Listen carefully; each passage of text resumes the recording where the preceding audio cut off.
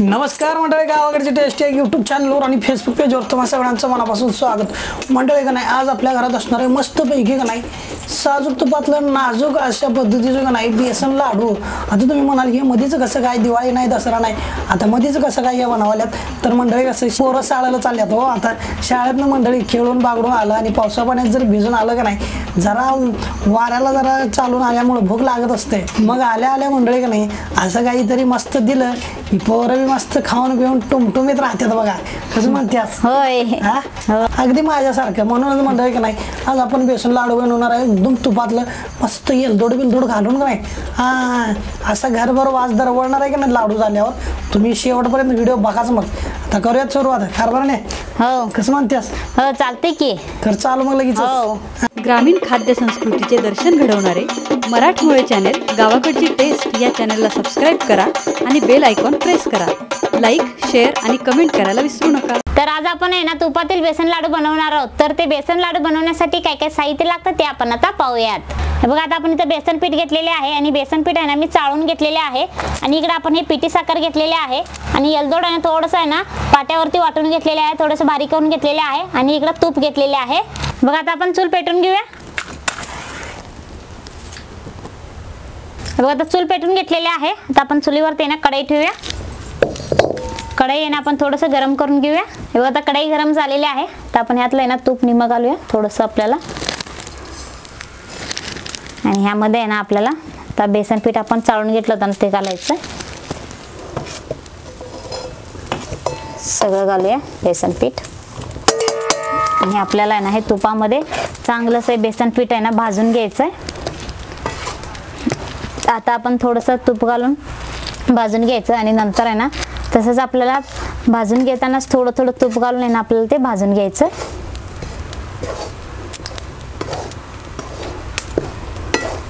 पूर्ण आहे ना असं म्हणजे बेसन पीठ आहे ना चांगलं असं पूर्ण भाजायला पाहिजे, असं लालसर व्हायला पाहिजे, मगच आहे ना आपले लाडू पण चांगले येतात आणि टाळाला वगैरे चिटकत नाही। आणि भाजायला थोडासा वेळ लागतोय, पण आपलं लाडू चांगलं होण्यासाठी आहे ना आपण हे पीठ चांगलंसं भाजूनच घ्यायला पाहिजे।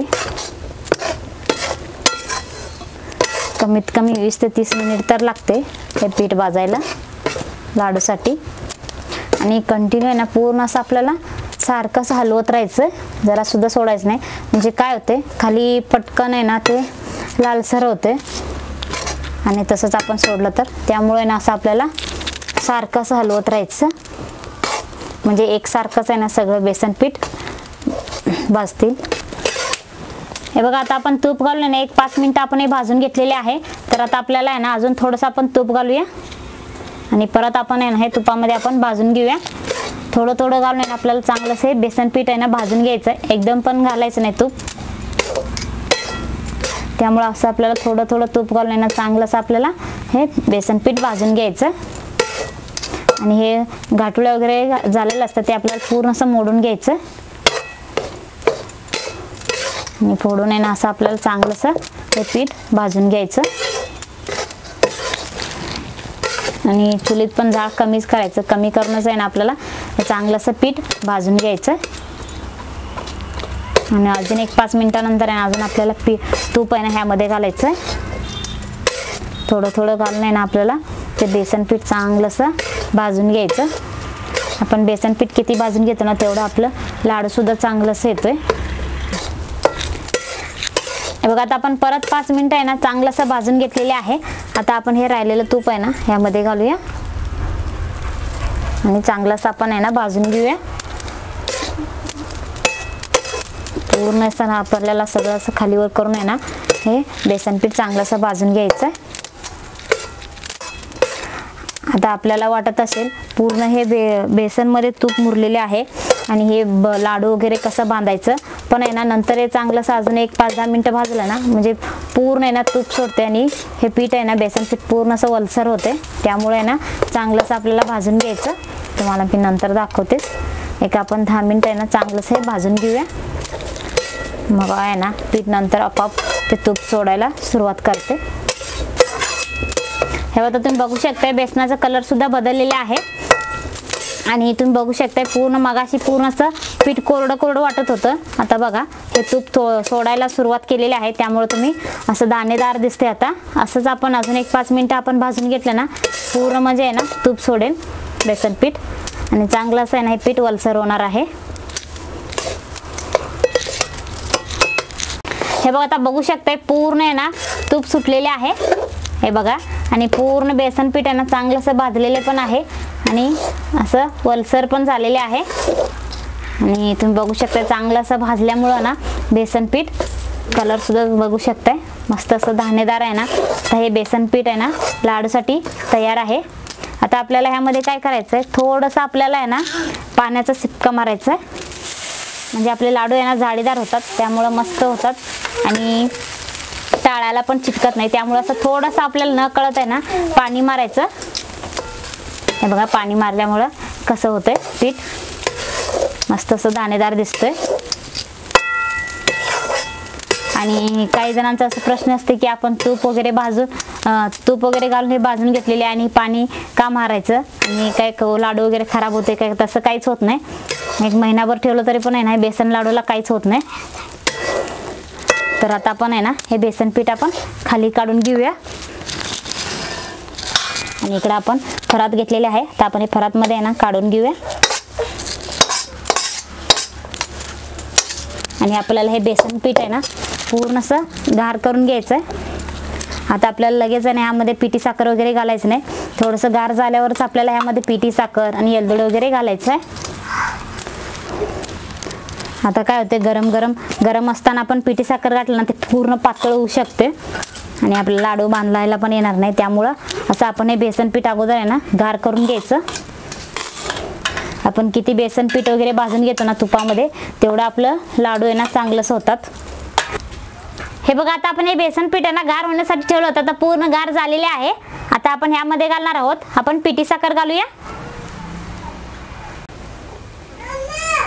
बघा आता पिठी साखर घातलेली आहे. तर आता आपण ह्याच्यावरती घालूया, आपण वेलदोड बारीक करून घेतलं ते घालूया. मस्त पाट्यावरती वाटून घेतलेले आहे. आता आपण हे बेसन पीठ मध्ये आहे ना पूर्ण असं आपल्याला आता हे पिठी साखर आहे ना सगळे एकजीव करून घ्यायचं. हे बघा या पद्धतीने आहे ना पूर्ण असं आपल्याला सगळं एकजीव करून घ्यायचं आहे.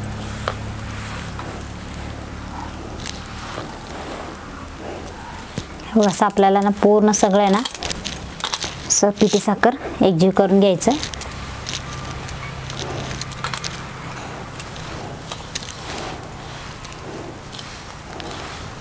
जरा सुद्धा वरती आहे ना असं पिठी साखर दिसणार नाही.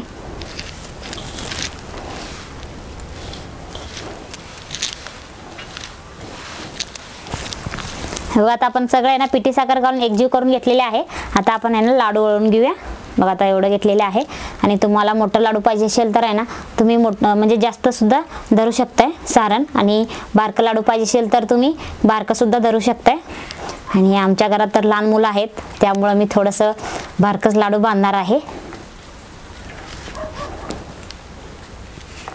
असं हाताने ना आपल्याला असं वळून घ्यायचं आहे लाडू. असं गोलाकार व्हायला पाहिजे. हे बघा मस्त दिसतोय लाडू. इकडे आपण ताटामध्ये ठेवूया. एकसारखंच आपल्याला लाडू आहे ना बांधून घ्यायचंय. आमची समृद्धी तर आता लाडू म्हटले की लय खुश झाल्या. असं आपण वगैरे असं घरात बनवून ठेवलं ना मुलांना कधी पाहिजे तेव्हा आपल्याला पटकन काढून देता आपण येतोय घरात. असं आपण बनवून ठेवलं तर, आणि मस्त असं आपण तूप वगैरे घालून दिलं ना मुलांना पण चांगलं असतं आरोग्यासाठी. त्यामुळे असं आपण बनवून ठेवायचं. बघा मस्त असं आपलं गोलाकार लाडू तयार होतात.